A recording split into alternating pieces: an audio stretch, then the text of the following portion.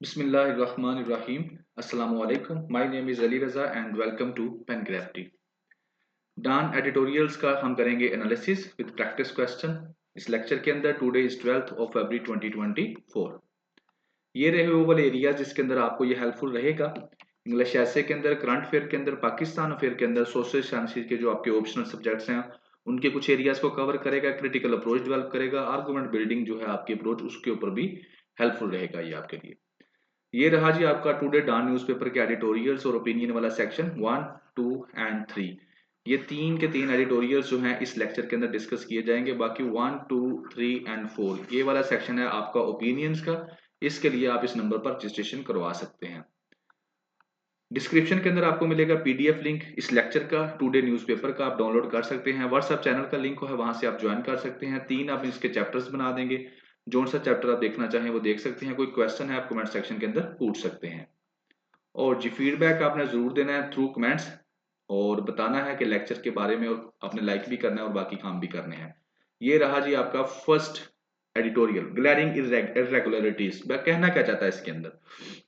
कहता वो ये है कि जनाब इलेक्शंस हो गए हैं, लेकिन इलेक्शंस के अंदर जो है इरेगुलरिटीज कुछ हुई हैं और इलेक्शन कमीशन ऑफ पाकिस्तान को क्या चाहिए, उसके ऊपर एक्शन लेना चाहिए। ठीक है, इरेगुलरिटीज मीन्स जो रूटीन से हटकर काम हुए हैं, जो नहीं होने चाहिए, जो मेरिट की जो वायलेशंस हुई हैं, जो इलेक्शंस में नहीं होनी चाहिए, तो उसके ऊपर ये चीजें जो है वो लिखता है। और वो कहता क्या है? कहता इलेक्शंस हो गए हैं 8 फरवरी को। ठीक है, इरेगुलरिटीज जो हैं वो हुई हैं, कुछ कोई ऐसे मामलात हुए हैं जिससे जो है लोग प्रोटेस्ट कर रहे हैं। अब वो मामलात क्या हैं? अब वो मामलात बेसिकली ये हैं कि रिजल्ट का डिफरेंस आ रहा है, कि जो election commission of Pakistan result दे रहा है कैंडिडेट्स को, वो वाला रिजल्ट, और इससे पहले जिसको हम गैर एलानिया रिजल्ट कहते हैं, हतमी रिजल्ट नहीं कहा जिसको जाता है, या सरकारी नहीं कहा जाता रिजल्ट, तो वो वाला रिजल्ट और जो election commission of Pakistan result दे रहा है उसमें काफी डिफरेंस है, जिसकी वजह से लोग जो है प्रोटेस्ट कर रहे हैं। अब डिफरेंस क्यों है वो मैं आगे डिस्कस आपके साथ करता हूँ। फॉर्म 47 जो जो रिलीज करता है रिटर्निंग ऑफिसर जो होता है, तो उसके अंदर जो है अल्टीमेटली उसी से जो है फाइनल रिजल्ट तैयार किया जाता है। तो इसकी वजह से जो है सारा ये मामला हमारे सामने आ रहे हैं। दूसरी तरफ वो बात करता है कि जनाबी अली, ये जो रिजल्ट्स की जो डिफरेंसेस हैं, इसमें एक तो है ये long time taken to finalise result, कि आप लोग जो है आप लोगों ने बहुत ज्यादा टाइम ले लिया है, कई कई दिन आप लोगों ने ले लिए हैं रिजल्ट को फाइनलाइज करने में। एक चीज तो ये है। दूसरी चीज वो ये बताता है कि मीडिया के जो रिजल्ट्स हैं, वो जो रूरल एरियाज हैं या जो सेंटर से दूर दूर एरियाज हैं, तो जो वहां पर एक गैर अलानिया किस्म के जो रिजल्ट थे, जो सरकारी नतज नहीं थे, तो मीडिया के रिजल्ट और उसके बाद जब election commission of Pakistan result announce करता है तो वो तकरीबन मैच करते हैं। उनमें सिर्फ 19-20 का फर्क हुआ है, ज्यादा डिफरेंस नहीं है। लेकिन इसके बरक्स वो वाले एरिया जो सेंटर हैं, जैसे लाहौर है, अर्बन एरियाज हैं जहां पर पावर है, तो उन एरियाज के जो रिजल्ट्स हैं वो बड़ा ही ज्यादा डिफरेंस उनके सामने नजर आता है, कि मीडिया जो रिजल्ट दे रहा था वो वाला, और जो इलेक्शन कमीशन ऑफ पाकिस्तान ने रिजल्ट दिए वो वाला, तो इस दोनों के अंदर बहुत ज्यादा डिफरेंस सामने आया है। एक चीज ये है। तीसरी वो कहते हैं कि कई एरियाज ऐसे हैं जहां पर कैंडिडेट्स को जो है फॉर्म 45 ही नहीं दिया गया। अब फॉर्म 45 क्या है ये भी आगे हल्का सा आपको बताता हूँ, अभी आप सुनते जाएं इसको, कि वो भी नहीं दिया गया। तो इसके रिस्पॉन्स में जो पीटीआई के बैक्ड इंडिपेंडेंट कैंडिडेट्स हैं उन्होंने क्या किया है, उन्होंने जनाब अली प्रोटेस्ट किया है। उन्होंने कहा है कि ये मामला तो गलत है, धांधली की जा रही है इलेक्शंस के अंदर। ठीक है, अब कुछ तो जो पीटीआई के बैक इंडिपेंडेंट कैंडिडेट्स हैं जिनके साथ इस तरह से हुआ है, जैसे लाहौर में, इस्लामाबाद में, तो वो क्या उन्होंने क्या किया है कि रिटर्निंग ऑफिसर्स के जो रिजल्ट हैं उनको लेकर वो कोर्ट में चले गए हैं, और वहां पर जाकर उन्होंने कोर्ट के अंदर क्या है, रिट फाइल कर दिया कि जनाब ये हमारे साथ ज्यादती हुई है। अब ये चीजें तो हो गई। अब इलेक्शन कमीशन ऑफ पाकिस्तान क्या कर सकता है? अब इन चीजों के बारे में फॉर्म 45 ये वो जो भी है, ये मैं आपको नेक्स्ट स्लाइड के अंदर इसका हल्का सा एक रिव्यू देता हूं, जो कि एक प्रैक्टिकल और जो होता है जिस तरह से वो आपको बताता हूं। ठीक है, अब इलेक्शन कमीशन ऑफ पाकिस्तान क्या कर सकता है? ये मामला हो गए, लोगों ने कहा जनाब अली धांधली हुई है, जैसे भी हुई है, तो इलेक्शन कमीशन ऑफ पाकिस्तान के बारे में एडिटोरियल लिखने वाला ये साहब ये कहते हैं कि जनाब अली इलेक्शन कमीशन ये कर सकता है कि जिस तरह उसने फरवरी 2021 के अंदर बायपोल जो हुए थे डस्का के, तो इसने जब वहां पर ये लोगों ने कहा कि धांधली हुई है, तो इसने विद होल्ड रिजल्ट के इसने रिजल्ट जो है वो रोक लिया। तो इलेक्शन कमीशन ऑफ पाकिस्तान ये काम कर सकता है कि जहां पर ये देखता है कि जनाबी अली बहुत ज्यादा डिफरेंस है रिजल्ट में, और जो के पहले जो एक मीडिया वाला रिजल्ट था या दूसरा जो के फॉर्म 45 को लेकर कैंडिडेट्स तैयार करते हैं खुद से, उसमें अगर बहुत ज्यादा डिफरेंस है तो फिर ये काम ये कर सकता है कि आप ये रिजल्ट्स को रोक सकता है। और अगर इसको ऐसे एक्शन ये लेता है जिस तरह से इसने ये 2021 के अंदर एक्शन लिया था, तो वो कहता है इससे जो इसकी क्रेडिबिलिटी है वो कुछ रिस्टोर हो सकती है, जो कि बहुत पहले जो है इलेक्शन से खराब हो चुकी है, तो वो बेहतर हो सकती है। दूसरी तरफ जो इंटरनेशनल प्रेशर है वो भी बढ़ता जा रहा है, तो इसलिए इलेक्शन कमीशन ऑफ पाकिस्तान को चाहिए कि इन प्रॉब्लम्स के ऊपर जो लोगों के शिकायत हैं इनको दूर करे और उसके ऊपर वो एक्शन ले। तो ये चीजें इसके अंदर वो डिस्कस करता है। अब आ जाते हैं हम दूसरी तरफ के, आखिर जो है पोलिंग स्टेशन में हो क्या रहा होता है, और ये जो लोगों को पता चलता है कि जनाब धांधली होगी, या इनको ऐसे कैसे पता चल जाता है, तो वो ये सिनेरियो है। ये जो पोलिंग स्टेशन होता है ना, मैं आपको बताता हूं, पोलिंग स्टेशन के अंदर बेसिकली वे होते हैं कितने हैं, 1000 वोट हो सकता है, या 1500 हो सकता है, या 2000 कर लें, ये बहुत ज्यादा मैं बता रहा हूँ, वरना ज्यादातर जो है इतने ही होते हैं, इससे ज्यादा एक पोलिंग स्टेशन के अंदर वोट नहीं होते। तकरीबन मेजोरिटी ऑफ केसेस यही होता है, वेरिएशन भी हो सकती है, लेकिन ज्यादा वोट्स होंगे तो वो पोलिंग स्टेशन ज्यादा बना लेते हैं। अब पोलिंग स्टेशन ये बना लिया गया, अब वहां पर एक होता है प्रिजाइडिंग ऑफिसर, जो पोलिंग स्टेशन को क्या कर रहा होता है, रिप्रेजेंट कर रहा होता है। अब ये प्रिजाइडिंग ऑफिसर और इसके साथ एक होता है सीनियर असिस्टेंट प्रिजाइडिंग ऑफिसर, ठीक है। अब ये दोनों बंदे जो होते हैं, मेन तो इसका काम होता है बेसिकली प्रिजाइडिंग ऑफिसर का, ठीक है। अब प्रिजाइडिंग ऑफिसर समझ लें कि पोलिंग स्टेशन का क्या है, हेड है, इंचार्ज है सारे का सारा। अब होता किस तरह से है कि ये एक पोलिंग बूथ है जहां पर अगर किसी ने वोट कास्ट करना है तो यहां पर 1 2 एंड 3, यहां पर भी आप कर लें 1 2 एंड 3, और यहां पर आप एक साइड पे कर लें प्रिजाइडिंग ऑफिसर। तो प्रिजाइडिंग ऑफिसर मैंने ये बोला, आप समझ लें कि ये कमरा है, इस कमरे में इस तरह से ये मैंने बना दिया, आपने गौर करना, बस आपको भी सारी समझ आ जाएगी।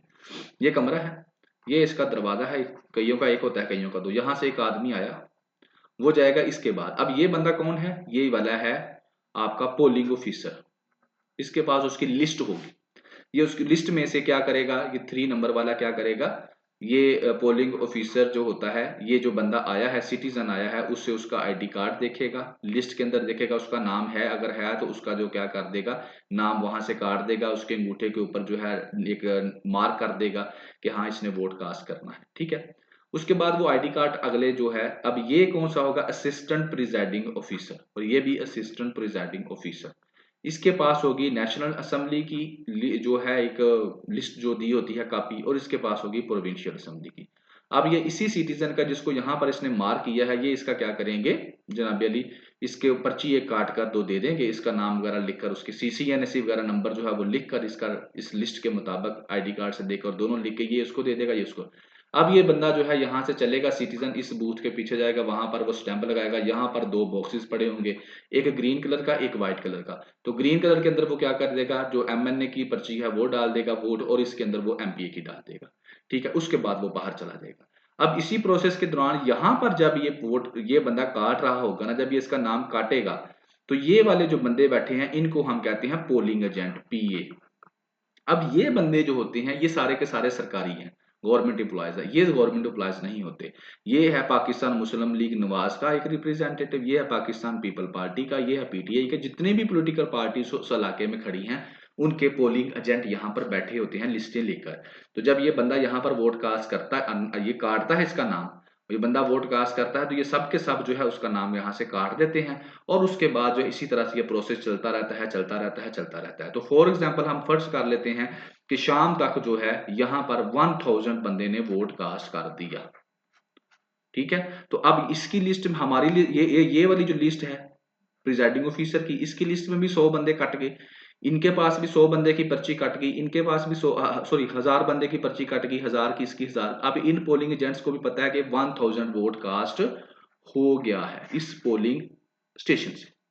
अब उसके बाद जब पोलिंग 5 बजे बंद हो जाती है, तो ये बंदे क्या करते हैं, इन बॉक्सेस को क्या करते हैं, जब इन बॉक्सेस को लगाई जाती हैं, जो वो लगाते हैं इसकी जो बंद करने के लिए, सीलें वगैरह, तो वो भी इनके सामने लगाई जाती हैं। जब खोली जाती हैं फिर भी ये बंदे जो हैं इन्विजिलेटर होते हैं, ये विजिलेंस कर रहे होते हैं। अगर कोई ऐसा मामला हो तो ये शोर मचा देते हैं। तो उसके बाद इनके सामने खोली जाएंगी। यहाँ पर फिर इनके सामने ही ये जो असिस्टेंट प्रिजाइडिंग ऑफिसर हैं या पोलिंग ऑफिसर हैं, ये इनके सामने ही वो सारे के सारे वोट जो हैं वो गिनेंगे। गिनने के बाद फिर ये अगर 1000 वोट है तो इसका हिसाब किताब यहाँ पर ही हो जाएगा कि जनाब अली ये 1000 वोट था, इसमें से 200 वोट जो है वो पाकिस्तान पीपल पार्टी का हो गया, 200 वोट जो है वो पाकिस्तान मुस्लिम लीग नवाज का हो गया, 200 वोट जो है वो पीटीआई का हो गया, 100 वोट जो है वो जमात इस्लामी का हो गया। ठीक है ना। तो ये इस तरह से फिर 100 वोट जो है वो दूसरी किसी जमात का कर लें, 50 वोट जी जाया हो गए। तो पूरा एक हिसाब किताब यहाँ पर हो जाता है इनके सामने।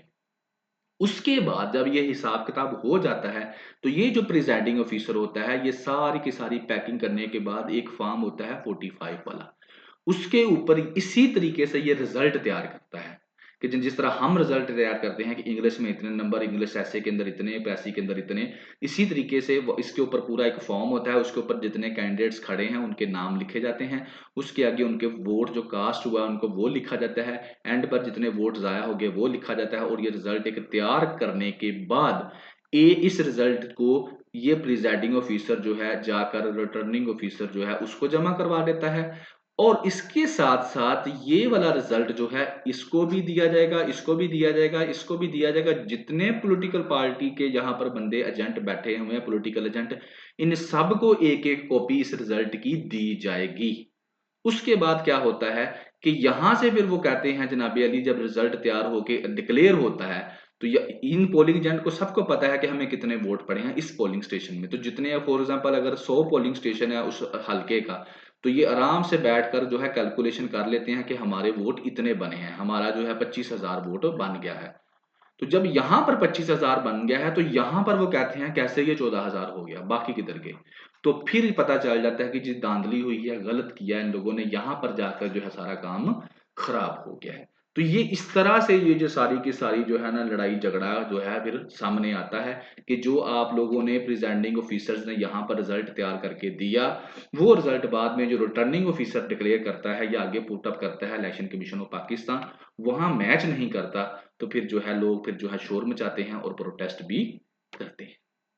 ठीक हो गया जी। ये है एक एक चीज। और दूसरी जहर यहाँ पर और भी चीजें होती हैं, जैसे कोई अगर घुसकर आ जाता है तोड़ देता है, वो एक सेपरेट इमरजेंसी केसेस हैं, उनके ऊपर मैं नहीं जाता।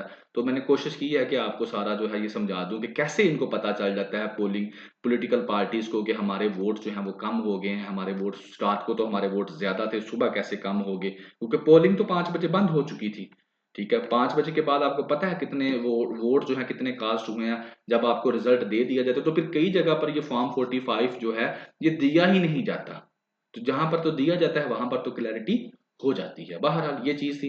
पेपर पर्सपेक्टिव के अंदर मैं अगर इसको डिस्कस करूं तो डेमोक्रेसी आपका मेन टॉपिक रहेगा। इलेक्शन कमीशन ऑफ पाकिस्तान का यहाँ पर रोल है। अगर रिंगिंग धांधली होती है तो इलेक्शन कमीशन को चाहिए कि जो रिगिंग के बाद धांधली के बाद वो अकाउंटेबिलिटी करे। और अकाउंटेबिलिटी का सबसे बेस्ट तरीका ये है कि जनाब अली उस इलाके के अंदर जहां पर जो कंप्लेन आ रही है उसका रिजल्ट रोक दिया जाए, उसके बाद उसकी इन्वेस्टिगेशन करके प्रॉपर तरीके से उसके बाद उसका रिजल्ट जो है अनाउंस किया जाए। और यही एक स्मूथ तरीका है, इसके अलावा कोई हल नहीं है।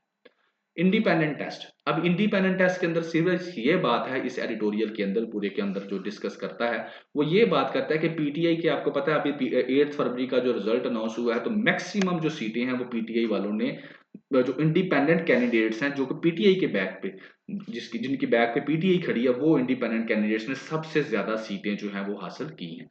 अब जो है बेसिकली यहाँ पर उनका टेस्ट है कि वो क्या करते हैं। सीटें तो उन्होंने जीतनी, क्या अब वो पीटीआई के साथ लॉयल रहते हैं, वफादार उनके रहते हैं, या दूसरी पॉलिटिकल पार्टीज के साथ मिल जाते हैं। एक तो टेस्ट उनका है।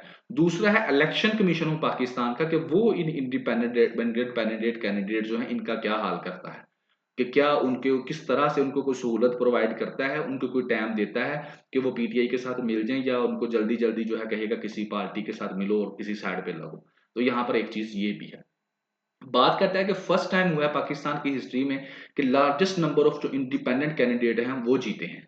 वरना तो कोई पॉलिटिकल पार्टी ही जीतती है सबसे। लेकिन फर्स्ट टाइम क्यों हुआ है ये आपको पता है, मुझे बताने की जरूरत नहीं है कि पीटीआई को सिंबल नहीं मिला, और पीटीआई के जो फिर इंडिपेंडेंट खड़े होने पड़े सारे कैंडिडेट, इन सब के पीछे कौन है? पीटीआई है। अब वो कहता है चलो ये तो हो गया, अब क्वेश्चन ये है कि वेदर ये जो पीटीआई जो है इन इंडिपेंडेंट कैंडिडेट्स को अपने पास रख सकेगी या नहीं रख सकेगी। तो मेजर जो पार्टीज हैं वो पूरी कोशिश कर रही हैं कि जो कोalition गवर्नमेंट बनाई जाए, पाकिस्तान मुस्लिम लीग नवाज जो है और पाकिस्तान पीपल पार्टी, वो कोशिश कर रही है कि दूसरे जो इंडिपेंडेंट कैंडिडेट्स हैं इनको अपने साथ मिलाकर एक गवर्नमेंट बनाई जाए। और ये रही टुडे पिक्चर, इसमें गवर्नमेंट आपने नवाज शरीफ साहब की पिक्चर है, गवर्नमेंट बनाना चाह रहे हैं और ये कोalition गवर्नमेंट बनेगी, और वो बिल्कुल हाथ फैलाए खड़े हैं कि आओ मुझसे मिल जाओ और गवर्नमेंट बना लो। अब यहाँ पर जो इंडिपेंडेंट कैंडिडेट है, जाहिर है उनको लालच दिया जाएगा मिनिस्ट्रियल प्रोफाइल का, आपको मिनिस्टर बनाते हैं जी, आपको चेयरमैनशिप देते हैं जी, ठीक है, इसके अलावा आपको दूसरी पर्क्स एंड पावर देते हैं, फायदे देते हैं, और इसके साथ साथ इनके ऊपर एक इनविजिबल प्रेशर है वो भी है, ठीक है ना, जिसको अंडर एस्टिमेट नहीं कर सकते। अब वो इनविजिबल प्रेशर मुझे ज्यादा एक्सप्लेन करने की जरूरत नहीं है कि पाकिस्तान के अंदर वो कौन सा इनविजिबल प्रेशर है जो सबको नजर नहीं आता, आता भी है लेकिन कोई बोलता नहीं है, ठीक है, तो वो भी है इनके ऊपर, ठीक है। तो अब कहता है कि जो लॉयल्टी है ना वो पार्टी इंडिपेंडेंट्स की, वो है and their resistance to external influence, यानी कि वो अब अपनी पार्टी के साथ लॉयल रहते हैं या नहीं रहते, और जो एक्सटर्नल प्रेशर है जिसको हम इनविजिबल प्रेशर इन्फ्लुएंस कहते हैं, प्रेशर करते हैं, उसको वो किस तरह से डील करते हैं। अब ये उनका है टेस्ट। इसके साथ साथ अब इलेक्शन कमीशन ऑफ पाकिस्तान ने क्या किया है, उसने 3 दिन दिए हैं कि भाई 3 दिन के अंदर अंदर आपने जिस पार्टी को ज्वाइन करना है आप लोग कर लें। तो ये जो बात है ना, इसके बारे में वो ये कहता है एडिटोरियल वाला कि कमीशन जो है ना उसको चाहिए कि वो थोड़ी फ्लेक्सिबिलिटी शो करवाए अपने रूल्स के अंदर, और पीटीआई को जो थोड़ा सा वो टाइम दे, जो उनके इंडिपेंडेंट कैंडिडेट्स हैं इतना टाइम तो उनको दे कि वो क्या कर सकें, इंट्रा पार्टी इलेक्शंस करवा सकें और अपना सिंबल वापस ले सकें, और इसके साथ साथ वो क्या कर सकें, पीटीआई के शेडो के नीचे जो है वो सारे खड़े हो सके, इतना टाइम तो इसको देना चाहिए। लेकिन जिस तरह से वो कहता है कि इलेक्शन कमीशन ऑफ पाकिस्तान ने अवामी नेशनल पार्टी को सिंबल ग्रांटेड दे दिया था, लेकिन उनके इंट्रा पार्टी इलेक्शंस नहीं हुए थे, लेकिन इस अगर उनको ये दे सकते हैं तो इलेक्शन कमीशन ऑफ पाकिस्तान को चाहिए कि इनके बारे में भी थोड़ी सी अपनी रूल्स के अंदर वो रियायत करे, ताकि जो क्या हो सके, इनको भी कोई एक सिक्योर पॉइंट वो मिल सके, ठीक है। लेकिन वो कहता है कि क्योंकि उनको 3 दिन का टाइम दिया है, तो करंटली जो है ना ये रिपोर्ट्स आ रही हैं कि जो पीटीआई के इंडिपेंडेंट्स हैं ना वो अब जो है ज्वाइन करना चाह रहे हैं किसको, मजलिस वहदत मुस्लिमीन को, वो कह रहे हैं हम लोग ज्वाइन कर लें। तो इसकी वजह ये है कि जब वो इसको ज्वाइन कर लेंगे तो अल्टीमेटली इस पार्टी की जो सीटें हैं वो बढ़ जाएंगी, तो इसके साथ साथ ही जो उनका रिजर्व्ड सीट है जिसके अंदर वुमेन्स की सीट है वो भी इनको मिल जाएंगी, और फिर इसका क्या है कि जो हाउस यानी कि पार्लियामेंट के अंदर भी फिर इनकी कोई बात, जब मेजोरिटी तादाद इनकी हो जाएगी तो पार्लियामेंट के अंदर भी इनकी जो है, जैसे लीडर ऑफ द हाउस ये बन सकते हैं या किसी और काम के लिए ये क्या कर सकते हैं, फॉरवर्ड पर जो है सोच सकते हैं। तो अभी के लिए इनकी यही प्लानिंग है। तो पेपर पर्सपेक्टिव में डेमोक्रेसी और इलेक्शन कमीशन ऑफ पाकिस्तान का role very very much important है। तो अभी के तक हमें यही नजर आया है, कमजोर रोल है election commission of Pakistan. Election commission of Pakistan बड़ी ही कमजोर बॉडी है, काफी दिनों से हम डिस्कस कर रहे हैं, तो ये पॉइंट आपने जरूर अपने ऐसे के में लिखना है जब आपने डेमोक्रेसी इन पाकिस्तान के बारे में लिखना है कि इलेक्शन कमीशन ऑफ पाकिस्तान एक कमजोर बॉडी है, और ये इजीली जो है जो एक्सटर्नल प्रेशर है ये उसको क्या कर सक उसके अंदर अड़ा जाती है, उसको ये क्या रेजिस्ट नहीं कर पाता, ये वाला ये बॉडी है। तो इसको हमें इंडिया की तरह बहुत ज्यादा मजबूत बनाने की जरूरत है, ताकि ये इंडिपेंडेंटली जो है फेयर तरीके के साथ इलेक्शन करवाए और जो सही गवर्नमेंट है उसको ये लेकर आए, ठीक है। आगे चलते हैं जी, आगे आपका है जो है मिल स्पाइक्स। मीजल्स बेसिकली क्या है, एक किस्म की डिजीज है मीजल्स। अब इसमें क्या होता है, ये डिजीज के बारे में इसके अंदर जो है ये हेल्थ से रिलेटेड आपका एडिटोरियल है, और इसके अंदर वो जो है 2-3 जो किस्म की डिसीजेज हैं जिसमें से एक मीजल्स है, उसके बारे में वो डिस्कस करता है कि क्या सिनेरियो पाकिस्तान के अंदर, ठीक है। तो मीजल्स बेसिकली मैं पहले दिखा दूं, ये जो इस तरह से रेड किस्म के डॉट्स आपकी जो स्किन के ऊपर बच्चों की बन जाते हैं, इसको हम कहते हैं मीजल्स। अब इसके अंदर वो मीजल्स की बात करेगा, डायरिया की बात करेगा, पोलियो की बात करेगा, 3 वो कहता है ऐसी डिसीजेज हैं जिनको वैक्सीनेशन के थ्रू हम क्या कर सकते हैं, अपने बच्चों को सेव कर सकते हैं। लेकिन इसके बावजूद जो है पाकिस्तान के अंदर इस इन बीमारियों से काफ़ी बच्चों की डेथ्स हो चुकी हैं। तो वो आपके साथ कुछ हर्डल्स डिस्कस करेगा कि क्यों हम वैक्सीनेशन नहीं दे पाते थे, और सोल्यूशन आपके साथ डिस्कस करेगा। तो बेसिकली ये आपका हेल्थ का रहेगा।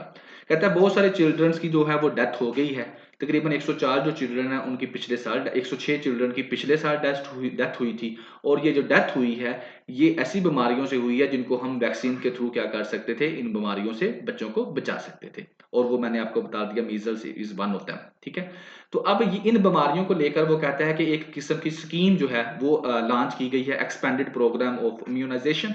अब इस स्कीम को जो है कुछ चैलेंजेस हैं। अब चैलेंज क्या है? सबसे बड़ा चैलेंज है कि उन बच्चों तक पहुंचना जिनको क्या है, ये बीमारी है। ठीक है, अब उन बच्चों तक पहुंचना के क्या प्रॉब्लम्स क्या है, क्यों नहीं पहुंच सकते? तो पहली बात है वैक्सीन हेजिटेंसी। वैक्सीन हेजिटेंसी क्या है? जैसे कि मैं अगर सादा सी मिसाल दूं तो पोलियो है। तो जो आपके नॉर्थर्न एरियाज है वहां पर एक लोगों की सोसाइटी में एक जहन में ये चीज है, जिस तरह से अगर रियलिटी बेस्ड बात करूं तो जो लोग हैं वो इस्लामिक पर्सपेक्टिव में पोलियो की वैक्सीनेशन नहीं लेना चाहते। क्यों? वो समझते हैं ये पोलियो के अंदर जो है, जो पिग है उसके जरासीम हैं। तो अगर ये हमारे बच्चों के अंदर जाएंगे तो ये जो है एक वेस्टर्न्स की साजिश है। वो चाहते हैं कि इनके अंदर जो है हमारी खसूसियात आ जाएं, और इनको जो है ना अपनी सोसाइटी की जो एक मोरल वैल्यूज हैं वो जो भूल जाए, मजहब की जो एक लिमिट है उससे बाहर निकल कर ये काम करें मुख्तलिफ किस्म के। तो इनके अंदर जो हमारी खसूसियात पैदा करने के लिए पोलियो की वैक्सीनेशन दी जाती है। तो इस वजह से जो है वहां के लोग जो है पोलियो की वैक्सीन नहीं लगवाना पसंद करते। ठीक है ना? तो ये इस तरह के क्या है, वैक्सीन हेजिटेंसी है। लोग हिचकिचाते हैं, वैक्सीन लेना ही नहीं चाहते। दूसरा ब्यूरोक्रेटिक इनएफिशिएंसी। हमारी जो ब्यूरोक्रेसी है अल्टीमेटली उसकी मल्टीपल रीजंस हैं, और सबसे बड़ी रीजन ये है कि जनाब अली प्रेशर वर्कलोड बहुत ज्यादा है चीजों का। तो इनएफिशिएंसी उस वजह से फिर क्या है, एफिशिएंट तरीके से वो चीजों को मैनेज नहीं कर पाते। तो ये दो चीज चैलेंजेस हैं जिसकी वजह से क्या होता है, ये जो इस किस्म के जो प्रोग्राम है जिसमें बच्चों को वैक्सीनेशन दी जाती है वो सही तरीके से फुलफिल नहीं होता। बहरहाल वो कहता है ये सारा कुछ होने के बावजूद इस स्कीम के तहत जो पंजाब के अंदर वैक्सीनेशन दी गई है वो बड़ी बेस्ट परफॉर्मेंस उसकी रही है। 90% जो बच्चे हैं वो उनको उनकी वैक्सीनेशन की गई है। सिंध के अंदर 68% बच्चों की कर दी गई है, और बलूचिस्तान के अंदर 38% की बच्चे जो हैं उनको वैक्सीनेशन दी गई है। पंजाब की वो कहता है बेस्ट है। इन एरियाज के ऊपर हमें ज्यादा वर्किंग करने की जरूरत है। यूनिसेफ क्या कहती है? वो कहती है 25%। अब यूनिसेफ क्या है? ये यूनाइटेड नेशन की जो है एक एजेंसी है, पहले भी इसके बारे में बता चुका हूं। तो 25% चिल्ड्रन कहती है कि उनकी डेथ जो है वो हम उसको रोक सकते हैं वैक्सीनेशन के थ्रू। जैसे वो बताती है कुछ एरियाज जो है ठीक है, वो कहती है कुछ एरियाज जो है वो वहां पर क्या है, डेंजरस किस्म की जो है प्रॉब्लम्स हैं। जैसे कि थ्रेट है पोलियो की टीम को। आपको पता है पोलियो जो है, जो टीमें बुलानी जाती हैं उनके ऊपर टेररिस्ट अटैक हो जाते हैं, उनकी डेथ हो जाती है, जाम को उनके ऊपर हमले किए जाते हैं। तो कहता है इस तरह के थ्रेट्स हैं, लेकिन इनको ओवरकम किया जा सकता है अगर आप वहाँ की जो कम्युनिटी के लीडर्स हैं, जो लोकल लीडर्स हैं, उनको अपने साथ मिला लें, और इसके साथ साथ जो वायलेंट एलिमेंट्स हैं उनको न्यूट्रलाइज कर दें, यानी कि उनको क्या करें, काउंटर कर लें किसी तरीके से। तो फिर आप क्या कर सकते हैं, ये कंपेन जो है इसको बढ़ा सकते हैं, बच्चों तक वैक्सीनेशन पहुंचा सकते हैं, और बच्चों की सेहत बचा सकते हैं। तो पेपर परस्पेक्टिव में अगर बात करूं तो हेल्थ की मैंने बात की। हेल्थ का स्टेटस आपके सामने क्या है वो हल्का सा आपके सामने रखा वैक्सीनेशन के परस्पेक्टिव में। ये जो मुख्तलिफ किस्म की डिसीजेज है वो बताई, वो वैक्सीनेशन के थ्रू हम उन बच्चों को बचा सकते हैं। लेकिन इसके बावजूद जो है काफी डेथ्स हो रही हैं क्योंकि हम वैक्सीनेशन उन बच्चों तक पहुंचा नहीं पा रहे। वो हर्डल आपको बताए, और सोल्यूशन में क्या है, जो कम्युनिटी के एल्डर्स हैं वो बड़ा बेहतर किरदार अदा कर सकते हैं। आप कम्युनिटी के जो एल्डर्स हैं उनको एंगेज करें अपने साथ, तो इंशाल्लाह फिर काफी इंप्रूवमेंट हो सकती है। सुना भी अली, तो ये था आपका टुडे लेक्चर, और इंशाल्लाह जिंदगी रही तो दोबारा नेक्स्ट लेक्चर के साथ हाजिर होंगे। तब तक दुआओं में याद रखिएगा। अल्लाह हाफिज।